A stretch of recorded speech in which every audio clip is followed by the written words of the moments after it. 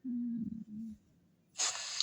right, so I've been reading about biotensegrity, and this is a topic that I definitely want to share more with y'all about, so you can expect to hear more. But today I want to talk about it relative to your SI joint. So in short, when I was in school, the relationship between muscles and bones was described to me something like you have a skeletal system that holds up your body, the muscles attached to it, and as the muscles shorten, they move your bones.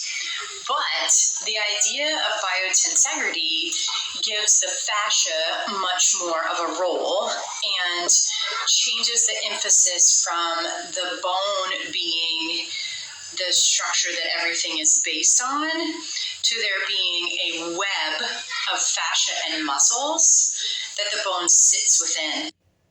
So if you're not familiar with fascia is like when you're cutting up raw chicken, and on the ends of the muscle of the chicken, of the meat that you're cutting up, you'll see this super shiny, skinny tendon at the end. That's what attaches the muscle to the bone. But surrounding the muscle is this thin, white, almost transparent layer. That is the fascia. And that wraps around all of your muscles. It's woven between your muscles. It exists all throughout your body. And changes in the fascia are what happen when there's an abdominal separation. A diastasis recti is you're pushing out into that fascia and it gets super stretched out. Fascia also has a big role with pelvic organ prolapse and the pressure regulation that happens in the trunk then. So the idea with biotensegrity is that there is this web of soft tissue, being fascia and muscle, that the bones sit inside of. And so the bones have different compressive qualities. The fascia and the muscles have different elastic and contractile properties. And that this balance of pulling is what affects the way that our joints move. So if we consider something like your pelvis that has a joint at the front where your pubic bones connect, and then the two SI joints at those dimples in the small of your back, and you imagine that the pelvis is nestled inside this web of soft tissue that's all the muscles and fascia surrounding it, then the balance of the pulling and the elastic properties of the fascia, the contractile properties of the muscles, is what creates the movement that happens around our pelvis. So when you have a habit or a strategy of movement that involves holding more tension in the muscles on one side of your pelvic floor, as an example, or tension in the muscles in the back of one hip, as an example, you can see how the tension that you hold there is going to change how this half of your pelvis functions relative to the other half of your pelvis that doesn't have the same tension surrounding it.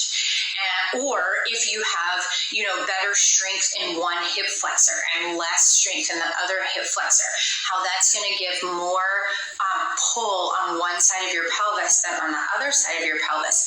And that is going to change the relationship between the tailbone and the wings of the pelvis.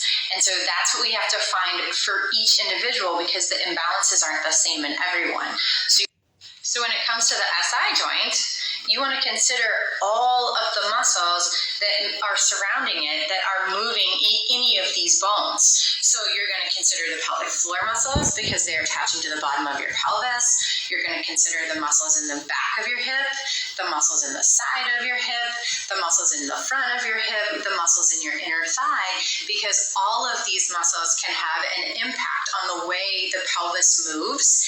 And you want to know that there is relatively even mobility and relatively even strength so that the pelvis can function in a balanced way and that you're not creating undue stressors at any of the joints that exist in your pelvis.